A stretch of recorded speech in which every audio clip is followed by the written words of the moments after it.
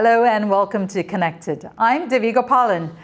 Soft power, a country's ability to influence through attraction rather than coercion or payment. So, with China looking to further isolate Taiwan and raising its threats to invade the country, which Beijing claims as its own, international recognition and support has never been more critical for Taiwan. But the prospect of getting that officially from world governments is too much of a risk for many countries that don't want to rattle China. In fact, Taipei's diplomatic allies have dwindled to just 13 countries or states this year. So is the answer to engage and influence through other means?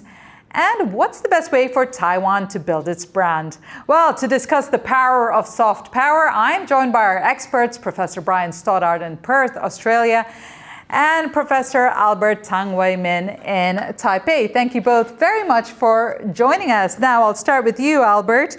You are a professor at Fujian Catholic University. Tell us about your field of study and how that relates to soft power. My research is more related to film, media, and cultural industry, and of course, intercultural communication. I've been teaching for almost 30 years. And Professor Brian Stoddart, you were the former president of La Trobe University in Melbourne.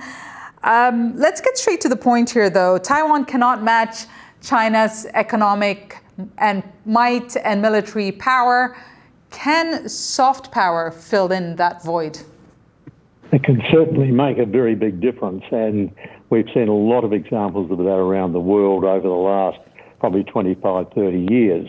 When we think about the influence that countries have, take Hollywood, for example, in Albert's field, think about sport in the, say, for the Caribbean, the way in which the small nations in the Caribbean were able to influence attitudes on apartheid back in the 1970s and the 1980s, simply because of the standing that they had internationally through sport.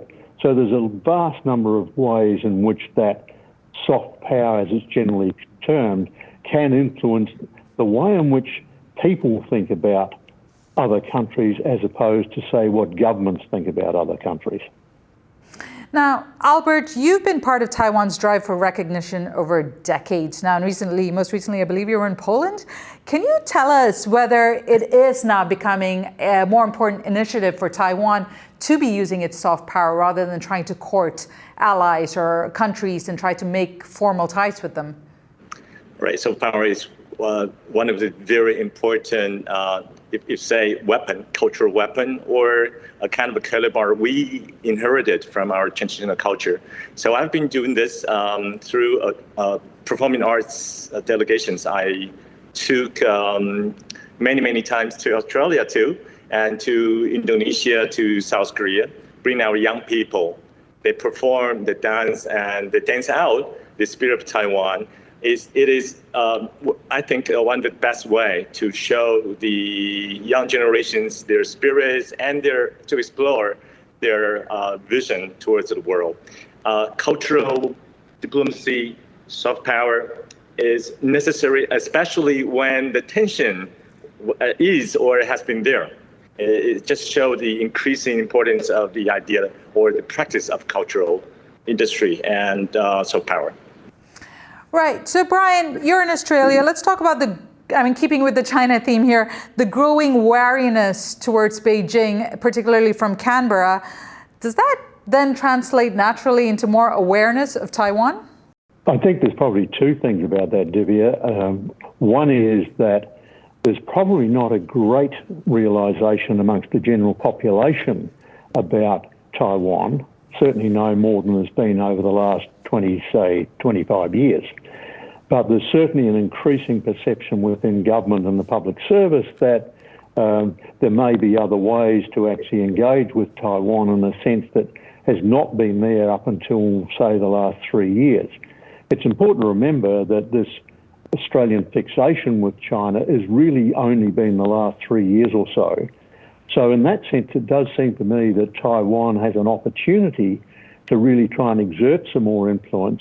And I think what Albert's saying around youth dialogue is very important because, of course, that extends into the whole field of international education. one of the major reasons that there's been an impact in Australia, of course, has been that students from the mainland, from PRC, have been the biggest number in Australia. It's been a massive economic input. But over the last several years, Taiwanese students have also been important, as they've been even more important to, say, America and into Europe and particularly the UK. So it's through those sorts of areas, I think, that impact can be much more developed. And I think there are probably ways in which Taiwan can pick up on that to accelerate the process. Now, I want to continue this line of conversation with you, but since you brought it up, let me bring in some hard numbers here. Let's take a look at the number of Taiwanese seeking to continue their education overseas. So in the 20 to 2021 academic year, approximately 60,000 students from Taiwan studied abroad, and most of them chose English-speaking countries. Among them, close to 20,000 students from Taiwan picked the United States, while over 15,000 went to Australia. So I bring it now to you, Albert. Can you tell us about the role of educational institutions, universities, and kind of projects such as you're doing in extending Taiwan's influence or even just recognition of Taiwan? All right, let me give an example of UMAP, University Mobility in the Asia Pacific.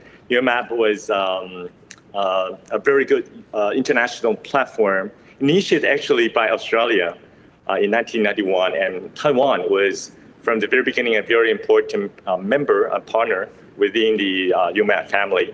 So with UMAP, and I'm now currently the executive director of UMAP Taiwan, we can see in that international platform that faculty, students, staff, they do share unparalleled opportunities in international collaborations.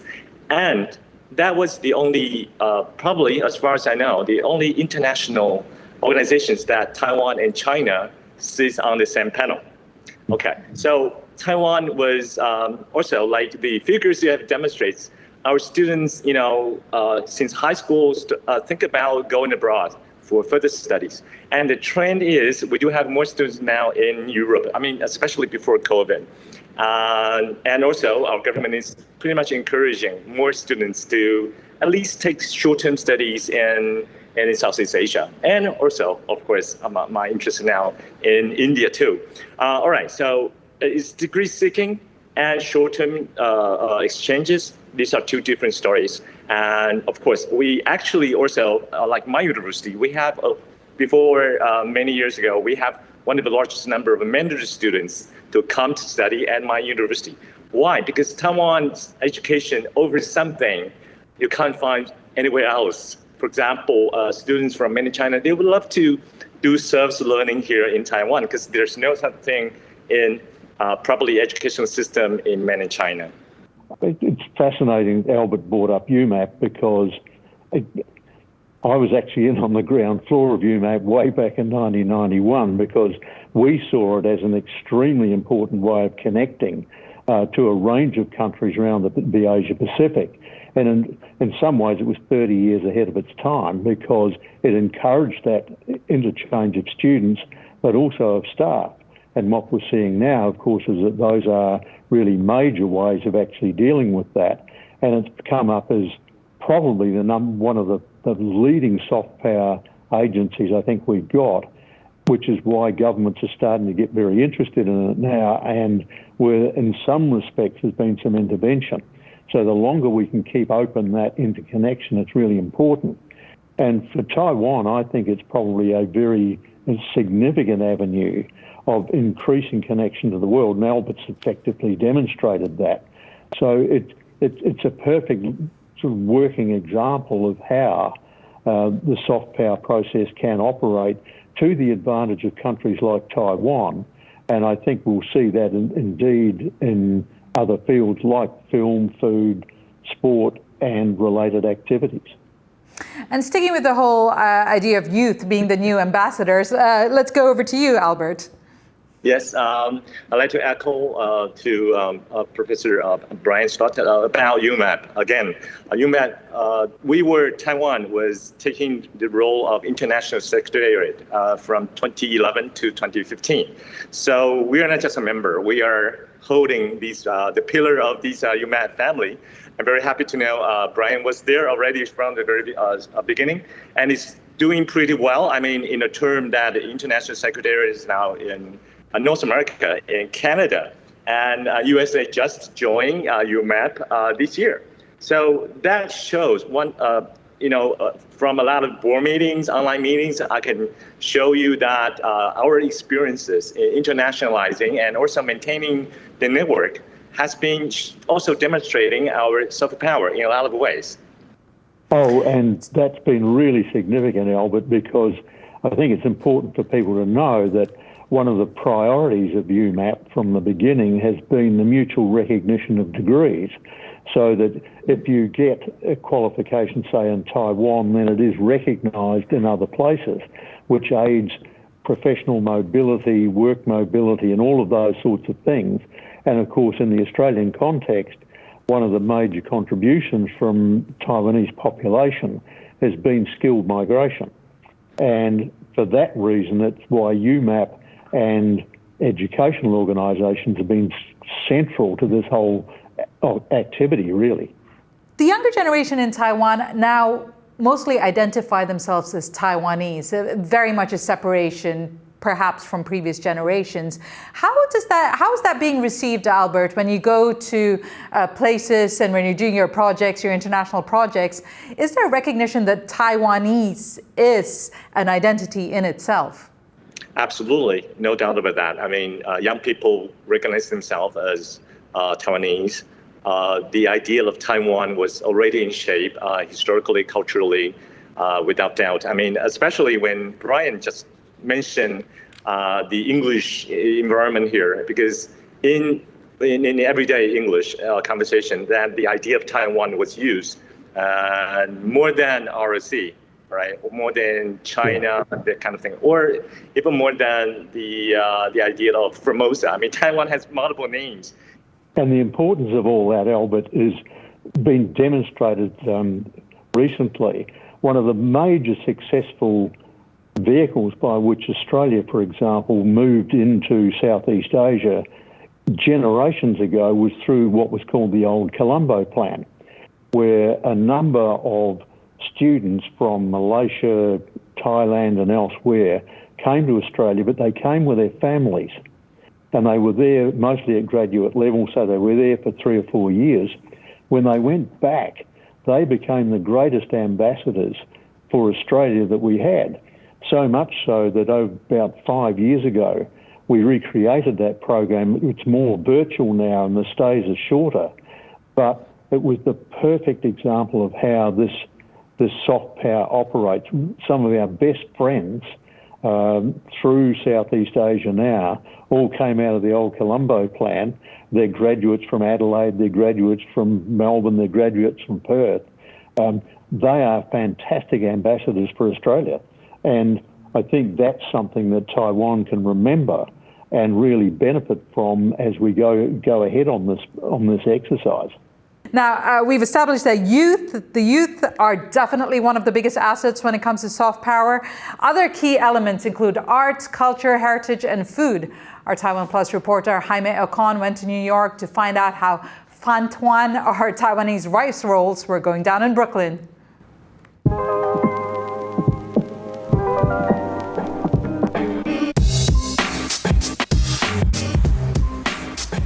At this intersection in the heart of Brooklyn, New York, a little piece of Taiwan can be found. On one side of the road, a Taiwanese general store selling things like chili sauce and dried fruit shipped directly from Taiwan. And across the street, a Taiwanese American cafe serves fresh rice balls and hot soybean milk. The owners of these shops say their goods are a way to promote Taiwan's campaign for international recognition. We noticed that there wasn't a ton of options for contemporary Taiwanese American food, so we wanted to really humbly bring it to our neighborhood. This is bacon pancake. Yeah. These are like our pork wonton. This kind of exposure is crucial for Taiwan, which has seen its international space become increasingly smaller over the years.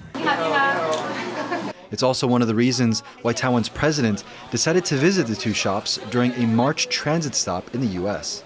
And while this eatery's Taiwanese cuisine is served with an American twist, the store next door offers visitors a chance to experience the real deal.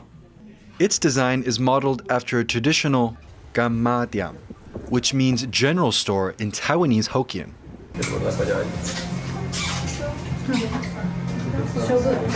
The owners say that while Taiwan is known internationally for its semiconductor and high-tech industries, items like these noodles, dried fruits, and the iconic Da Tong brand rice cooker are just as important. We make semiconductor, we make chips, we make great bicycles that are everywhere, but no one has really tried to market Taiwan explicitly through these items. And I think food also hasn't really been a focal area yet either. And so now, there's kind of a wave of Taiwanese food and Asian American food, and so we can really kind of ride that wave and share more Taiwanese food with people. Just use it to make sure that the bottle's doing great. This food wave is just one of the ways that Taiwan is looking to spread its reputation. While many people might already know about Taiwan through cultural exports like bubble tea, the two shops in Brooklyn are hoping to expand the world's palate for Taiwan, one sauce or dish at a time. Howard Tang and Jaime Ocon for Connected.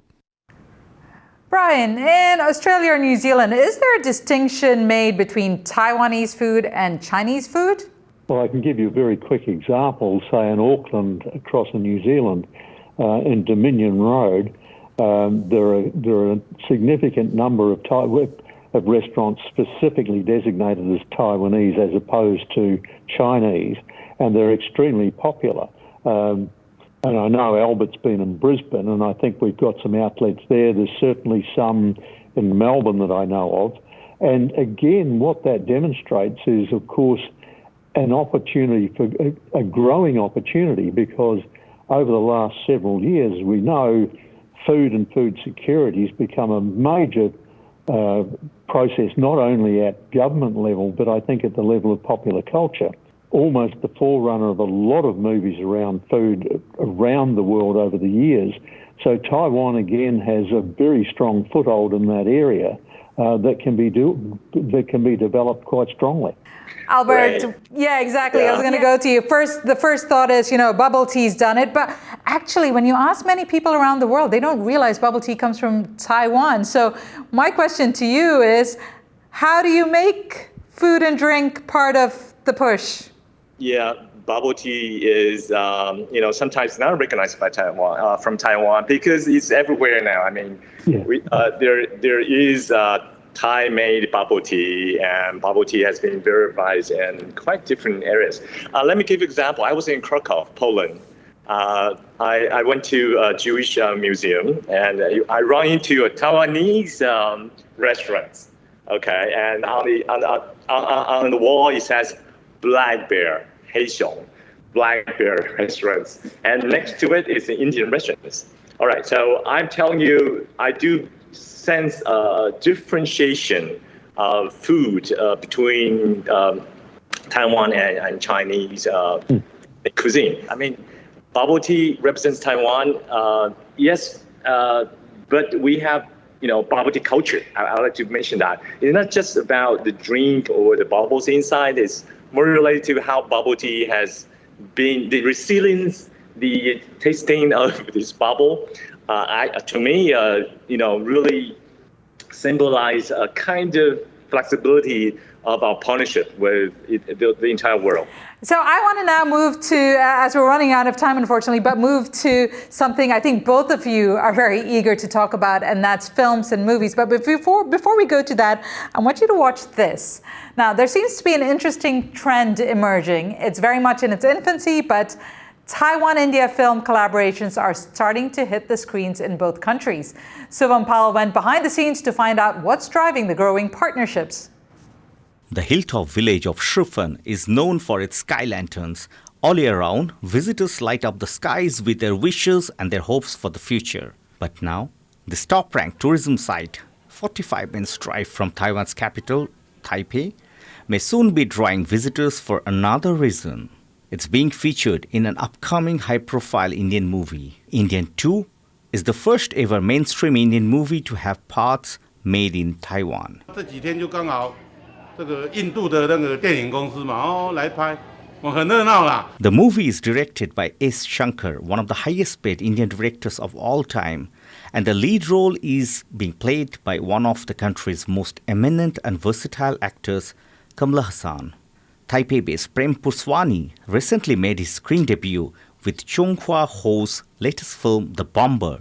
I would say it was kind of love at first sight. It was a midnight. Chung Hua posted something on his Facebook saying that he's looking for some Indian actor for his movie. And I don't know what I was thinking. I just said, yeah, okay. I just sent him one picture and I said, am I okay?